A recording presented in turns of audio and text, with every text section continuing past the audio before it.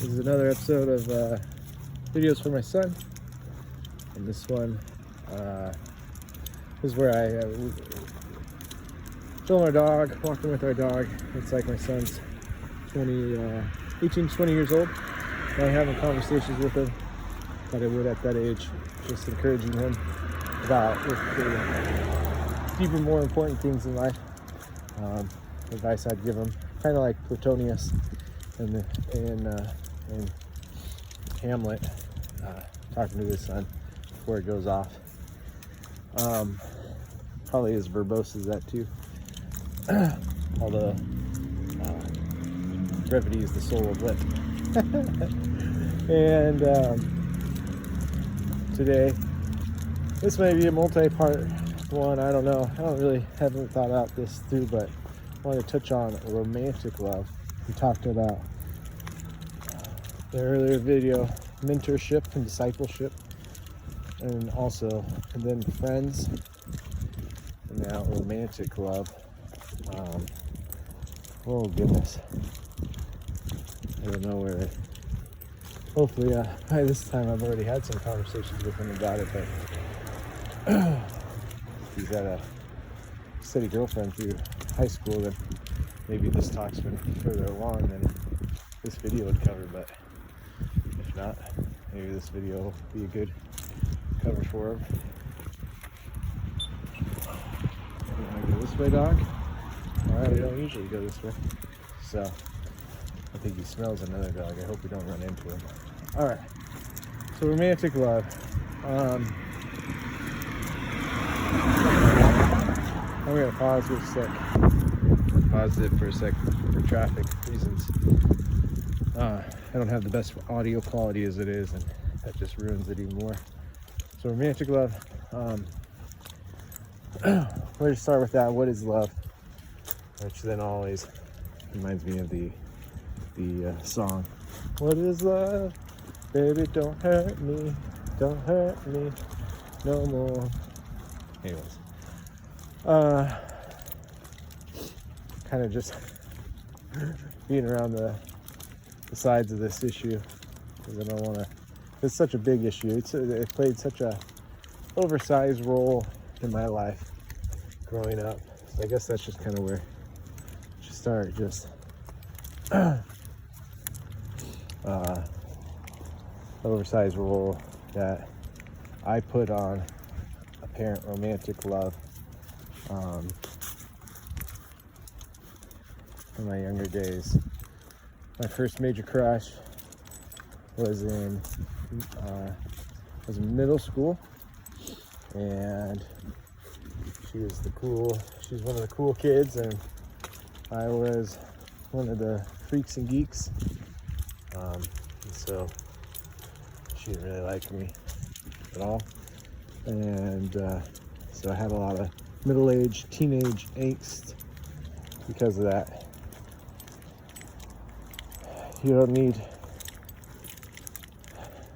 to have a romantic crush in middle school, although that's not that bad to think about. Like, it did help me process a lot of in-group, out-group dynamics. Do I want to go through the effort of trying to be cool just for the love of a girl? Well, it wouldn't even be love because it's middle school. Like, do I want to fake it? Or should they just love me for who I am? Get to process all of that. And it's good to wrestle with some angst in middle school. As long as it's appropriate, right? Like, it's middle school, so don't...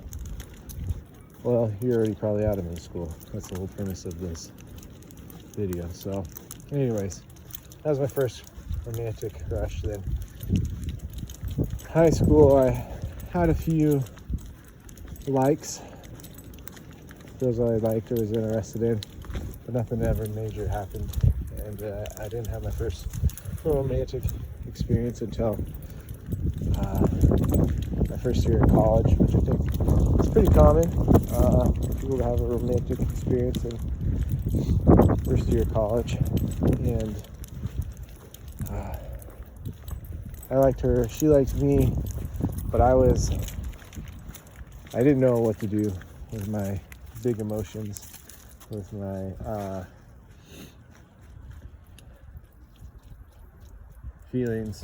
I didn't know what to do with my desire, you know. Firmly believe in no sex before marriage, and hope YouTube doesn't like knock my views. I'll go from like 1 view to 0 views. Anyways, but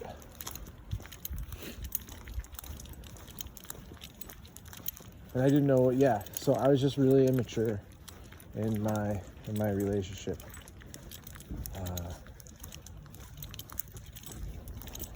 And I had a couple of relationships like that.